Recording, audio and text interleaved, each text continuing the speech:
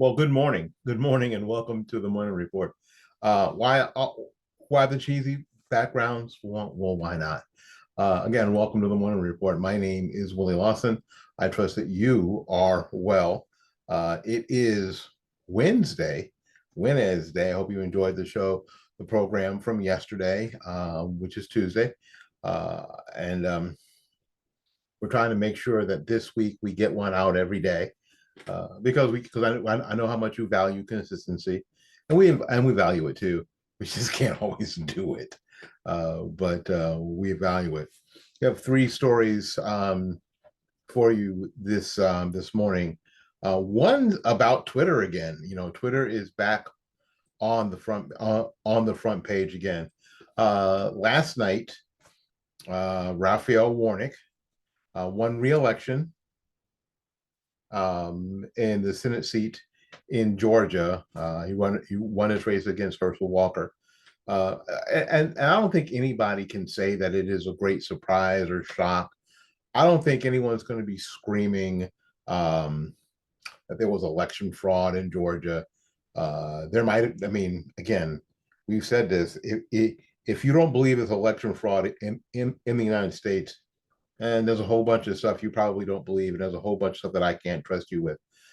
It is a shame for us that Raphael Warnock, who says that he's the pro-life pastor, which means that he is a pastor that is okay with the murdering of children in utero, which means that he's a warlock, that he is indeed a demon, that his agenda is not a woke agenda, his agenda is a evil agenda.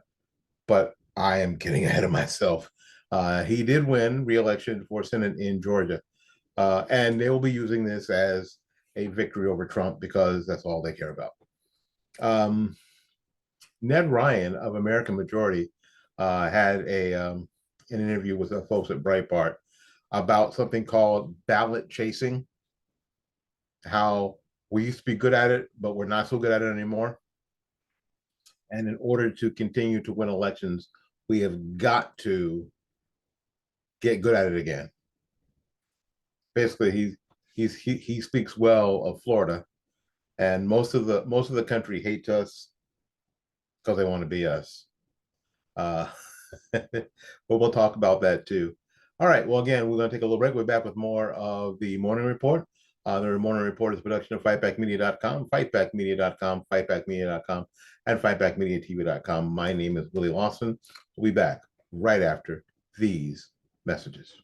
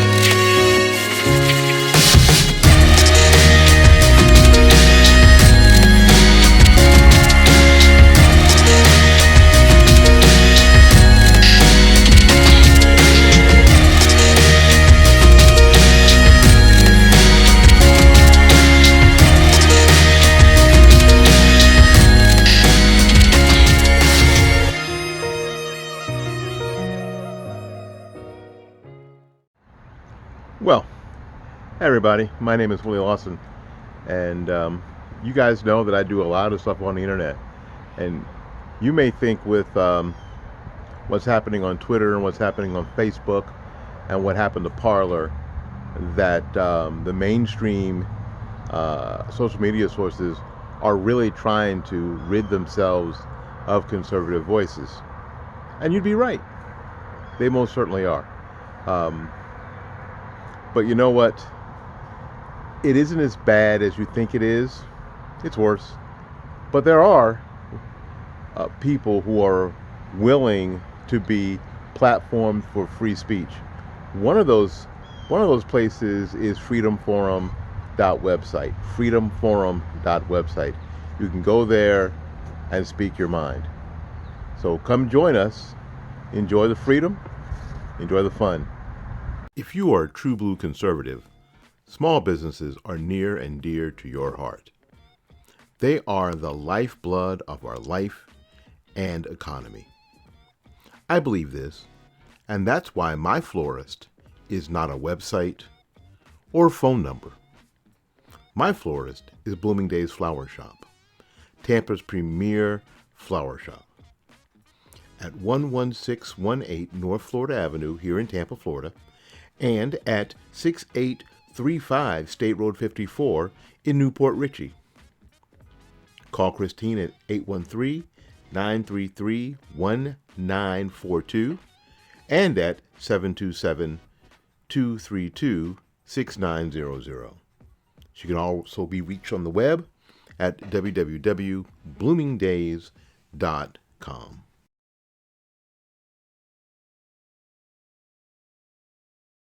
One of the things that I get asked most is where can I get information that is not tainted with liberal bias, especially here in the Tampa Bay area. Well, now I have the answer. tbctampa.com, a website by and for Tampa area conservatives. Tampa's leading conservative voices speak freely at tbctampa.com, and you can too. So join the fun and enjoy the freedom at tbctampa.com.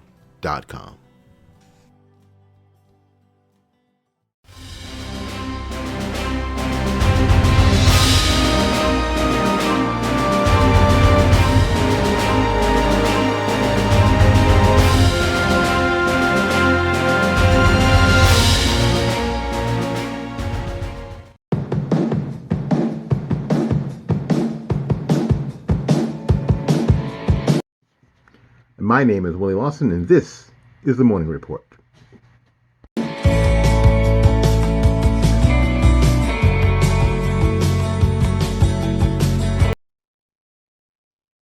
All right, again, welcome back to the program. My name is Willie Lawson. The program is the Morning Report. The Morning Report is a production of fightbackmedia.com, fightbackmedia.com, fightbackmedia.com, and fightbackmediatv.com. Ned Ryan of American Majority, and I met Ned Ryan and American Majority because they were doing candidate and advocate and training, how to be an ally and how to be an activist and how to be a good candidate. Because what I heard, something I heard Ned Ryan say years ago made perfect sense. Politics is policy. Those who win elections and are successful in politics get to set policies. So it is extremely important to be good at it. It's extremely good and important to be good at it. So yes, Ned Ryan is the son of Jim Ryan. He is. Ned Ryan, this is a story, is the CEO of American Majority, one of the leading conservative activist groups. He told Sirius XM's Breitbart News Saturday over the weekend that Republicans must embrace a phrase called ballot chasing. That is not ballot harvesting, but ballot chasing if they hope to be competitive in 2014. At the top of the segment, Breitbart News Saturday host Matthew Boyle asked Ryan what went wrong with the GOP in the November 8th elections, in which they took a very slim majority in the House and squandered a prime opportunity to secure a Senate majority. Now, okay, before I talk about what Ned Ryan said, and Ned is completely correct here. I think part of the problem with this red wave, this big red wave that everyone was talking about, was expectations were too high in a situation where Republicans had not done their work. They were hoping somehow that the echo chamber that they lived in of things that were correct, economy, employment, all these metrics would be enough to convince people on the outside of the echo chamber. Obviously, it was not. When, again, the left, the Democrats still had social media, they still had the legacy media, They still had all this, and they were being convinced over and over again that the economy was not the deal, that Trump and January 6th were the real problems. So this thing that got built up, this red wave, um, I don't know if Republicans have actually gone out and done the work in all the important communities, actually went out and did the work. They were hoping that the metrics would do the work for them, and they didn't actually go out and do their work. Um, Ned Ryan is basically saying the very same thing. He says this: I think Republicans have forgotten how to execute certain fundamentals of elections that they used to do very well decades ago, said Ryan. In fact, the Florida Republican Party still does one thing very well, which is an absentee ballot chase program. An absentee ballot chase program. Obviously, people can request absentee ballots. Expanding on the ballot chase strategy, they are then mailed to households, depending on the state. Call it 4 to 6 weeks before the actual election, and it's public knowledge. It's public information. These people have requested absentee ballots, and now they are in possession of these absentee ballots. And then an absentee ballot chase program is how you get as many of those people to actually return the ballots. He added that the Florida GOP ballot chase program has been crucial to Republican success in the Sunshine State in recent years. Ryan noted that his program cost about $10 million and becomes a series of phone calls, mail pieces, text, door knocks aimed at getting as many Republican voters' ballots returned as possible before Election Day. The GOP ground game in other parts of the country, including key battleground states, was not as effective as it was in Florida. Ryan suggested. Look at Pennsylvania. Look at Michigan. Look at Arizona. Look at Nevada. In Arizona, I really haven't gotten down to exact specific numbers, but I know that there are hundreds of thousands of Republican absentee ballots that were not returned in Arizona by Election Day. In fact, the day before Election Day, there was, I think, 400,000 that had not yet been returned. Wow. I know that some people walked those in the day of, but I think one of those things, Matt, we have forgotten how to do as Republicans is actually ballot ballot in machines. I think that there was one thing that was so clear to me in the days following midterms.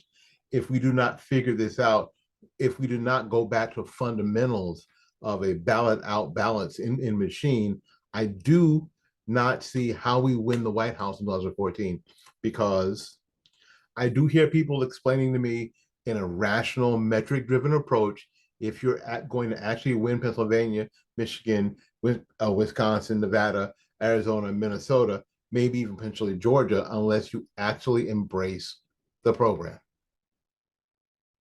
He added, and that to me is one of the things that Republicans do not invest the right amount of money.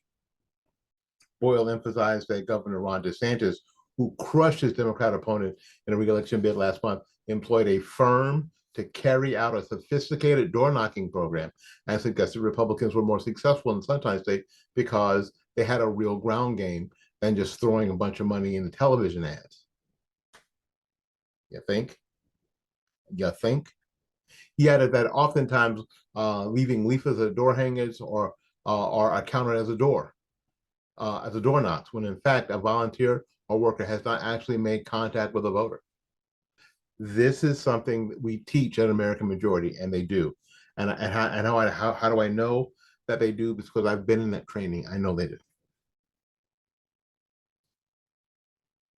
And what do I mean by that? As you were just highlighting, when some people claim we knocked on, call it 100,000 doors. But when you dig down, do they actually have conversations? Do they actually get answers to surveys? Do they have real life conversations? A door knock is when not just leaving a door hanging. A door knock. Hi, my name is Willie Lawson, and I'm representing Governor Ron DeSantis. Have you turned in your absentee ballot yet? Were you planning on doing that before the election day? Because we just don't want you to forget. If you have any questions that we can get back to the governor, I'll be glad to take your questions. Or if you could answer a few questions for us to make sure that we are on track, that would be very helpful. When you're actually doing a sophisticated door-to-door program, depending on the suburb or depending on the neighborhood, you should get about a 20% connect rate, in which of 1 out of 5 doors you should actually have a live conversation. Ryan went on to add, and if that live conversation, break it down even more into the quality of, let's say you're having a 5 or 6 question survey, how many data points you pick up having that conversation. Again, if you want to know more about this kind of things, AmericanMajority.org, I believe it is, American Majority. I will leave the link to American Majority in the description box here on YouTube and on Rumble, and on the Spreaker broadcast, so you can have access to American Majority. If you have a group that you think that could use American Majority training, if you have not had it before, if you want to participate in some American Majority training, I want you to have access to it for sure, because they are the best, simply the best.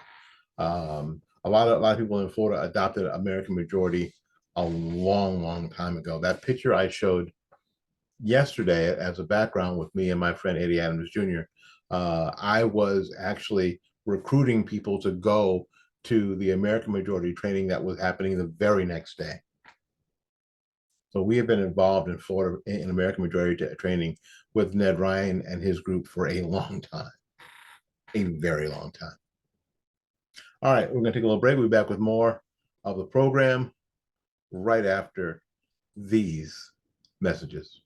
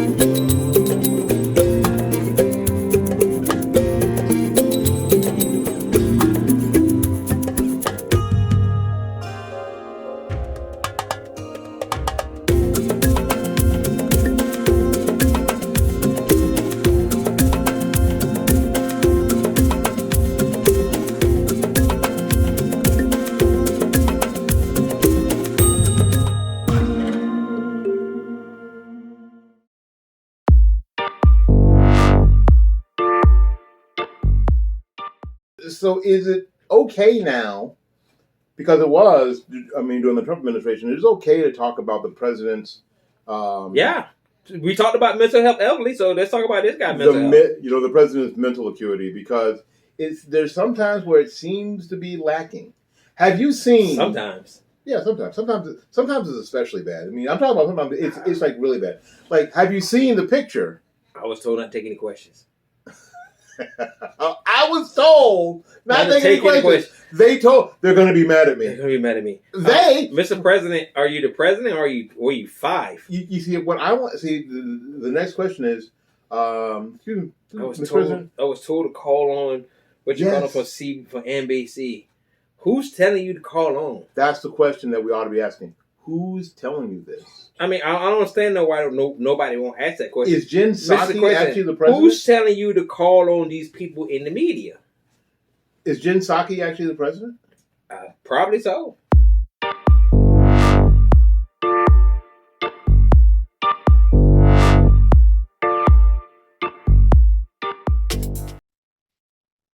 All right, welcome back. My name is Willie Lawson. This is the Morning Report. The Morning Report is a production of fightbackmedia.com, fightbackmedia.com, fightbackmedia.com, and fightbackmediatv.com. The bad news today, and it isn't really unexpected, that this warlock, this witch, has won the Senate seat back in the state of Georgia over Herschel Walker. It was really it wasn't unexpected. The groundwork in a lot of these communities wasn't done early. The idea that throwing Herschel Walker in the race because Herschel Walker was a very popular football player at the University of Georgia and was a personal friend of Donald Trump was a strategy that was bound to fail. So no one is surprised. Herschel Walker, I think, is a good person. Not incredibly charismatic, not incredibly well spoken, where he fell to a disadvantage because this guy supposedly is a pastor. He says he's a pro-life pastor, which means that he is a demonic force in the universe. What? I see something wrong.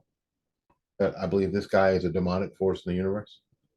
This guy right here is a demonic force in the universe. If he's a pro-life pastor, yes. If he is for the death, the murder, the crushing, the killing, the ripping apart from limb to limb, unborn children, and being tossed in the trash like so much garbage, he is a force for evil on the planet. He is a demonic force on the planet, and now he's sitting in the U.S. Senate. Remember that when you start picking candidates out of emotion and out of some allegiance to Donald Trump, what you're allowing to happen, because you're not picking smart, you're not thinking it through. This is what you get. This is what you get. Let's see if we can come up with some of the numbers from yesterday's election, yesterday's runoff. Let's see. You guys who follow me for a while know what I don't do well is type and talk. Let's see here. With 95% of the votes in, the race has been called by the Associated Press. Who cares? It is Raphael Warnock with what 1,806,827 votes, or 51.3% of the vote, to Herschel Walker's 1,714,547 votes, or 48.7% of the votes. And just like always, we are looking at a lot of the farmland, a lot of the southern parts of Georgia, solid Republican, solid Herschel Walker, and places like Athens, places like Atlanta, Augusta, Macon, the population centers where the universities are and the like, being solidly Democrat, where most of the people live. I keep saying, Republicans, if you don't get it going to this, if you don't have the guts to go into Atlanta, you will not ever win Georgia. If you don't have the guts to go into Augusta or Columbus or Macon, you will never win. You will never win Georgia, ever. And you got to go there before election time. You got to go there with a candidate that's not attached to Donald Trump. I'm just trying to tell you. I'm just trying to tell you the truth. If you don't go in there and knock on 100,000, 200,000 doors and sit down and have conversation with people, you're never going to win Georgia unless you can ballot chase Republican votes in cities like Atlanta and Augusta and Macon and Columbus. You're never going to win Georgia. And now we have 6 more years because we were operating, I don't know out of what. Now we have 6 more years of this demonic force in Congress. that demonic force is Raphael Warlock. There's no other way to put it. That's what happened last night. All right, we'll take a little break. We're back with more of the program right after these messages.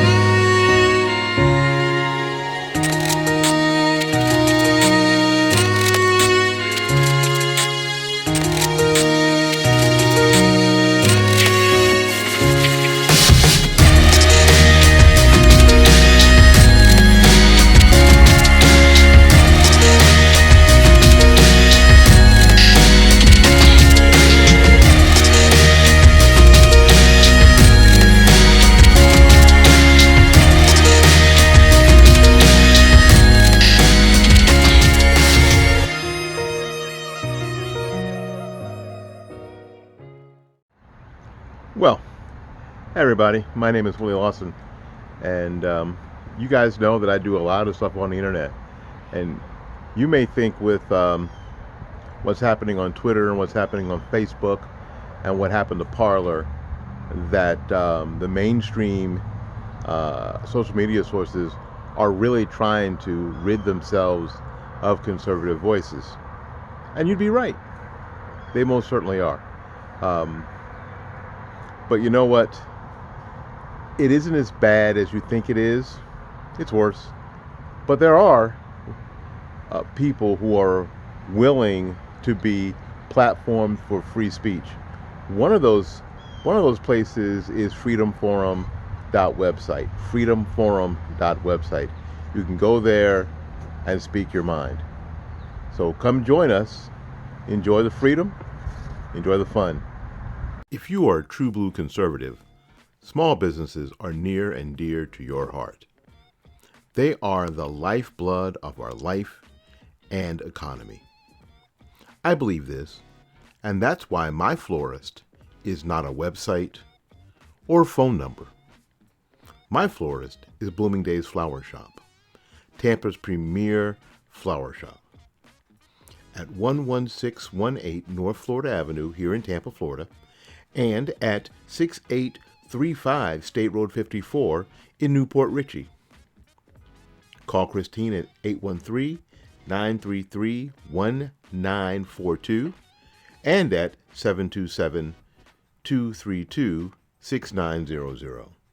She can also be reached on the web at www.bloomingdays.com.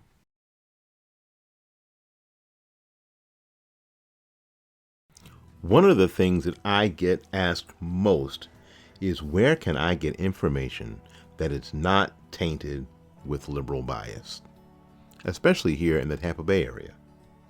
Well, now I have the answer. tbctampa.com, a website by and for Tampa area conservatives. Tampa's leading conservative voices speak freely at tbctampa.com. And you can too. So join the fun and enjoy the freedom at tbctampa.com.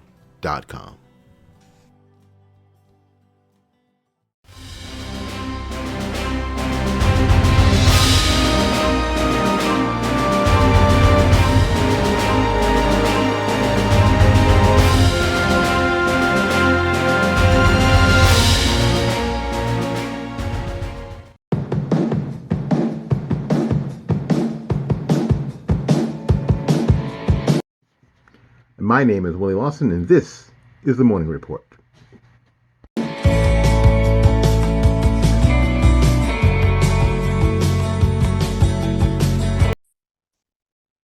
All right, again, welcome back to the Morning Report. My name is Willie Lawson. The Morning Report is a production of fightbackmedia.com, fightbackmedia.com, fightbackmedia.com, and fightbackmediatv.com. You're wondering, you got the first installment of the Twitter Chronicles, and now you just can't wait for the movie, or you just can't wait for the second installment. And we're kind of wondering what's taking so long. Well, now we know why there was a delay. Last Friday, investigative journalist Matt Taibbi released what was only the first round of the Twitter files, the Twitter Chronicles, showing the great lengths that the employees of the social media platform at the time went through to suppress the New York Post coverage from October 2020 of Hunter Biden's shady business deals and how it involved his dad and now President Joe Biden. While round two was promised soon after, these tweets have yet to materialize. On Tuesday, however, Taibbi released another thread providing an update on what he refers to as Twitter Files Supplemental.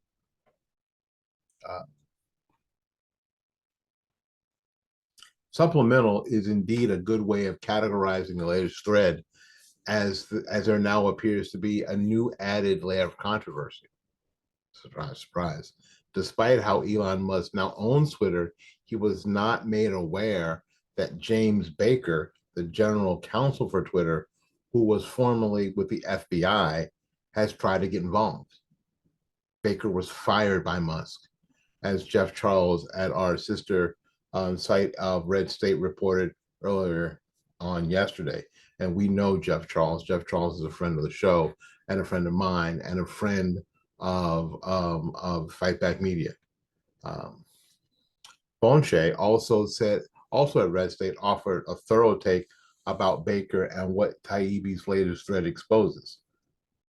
As Taibbi notes, the next installment of the Twitter Files is being led by a controversial, as in she makes the right people upset, reporter Bari Weiss.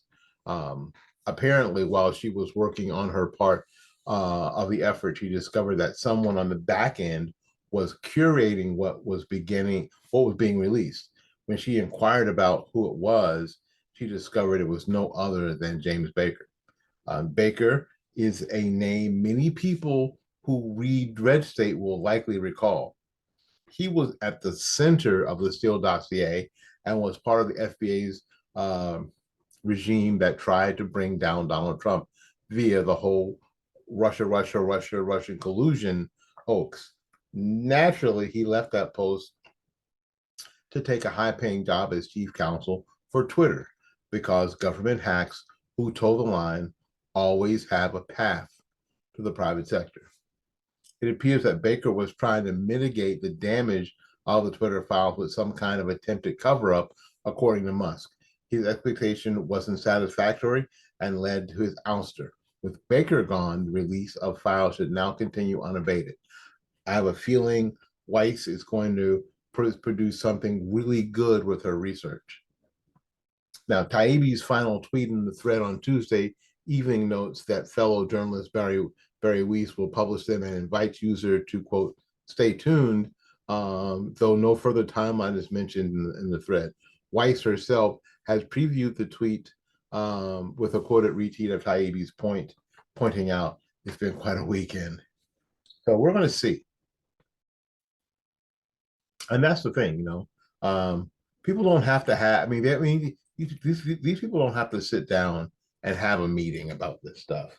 They all have similar interests. So they all know what's good for them. And so they can act independently. Although they're acting for the same cause, they can all act independently. So Jim Baker gets this position as general counsel for Twitter. And what he's trying to do desperately is he's trying to mitigate the damage for the Democrat Party. because he's a hack for the Democrat Party. So he's trying to make it seem not so bad. But the fact of the matter, it was every bit as bad as we said it was. It was every bit as horrible. And the collusion between the Democrat Party and Twitter and people inside Twitter was every bit as bad as we were saying. Not surprising. But if we're going to go ahead and tell the truth, we should tell the entire truth. We should see the good, bad, and the ugly. It's the only way that Twitter survives. See, I think people are, especially people on the left, are missing this. The only way that Twitter survives as something viable is that it splays itself wide open and lays there fully investigated in the court of public opinion. That's the only way Twitter survives. All right, we got to get out of here, make room for someone else. So until we see you again, go out there and learn something, love somebody, and for goodness sakes, y'all take care of yourself. We will see you when we see you. Please like, share, and subscribe.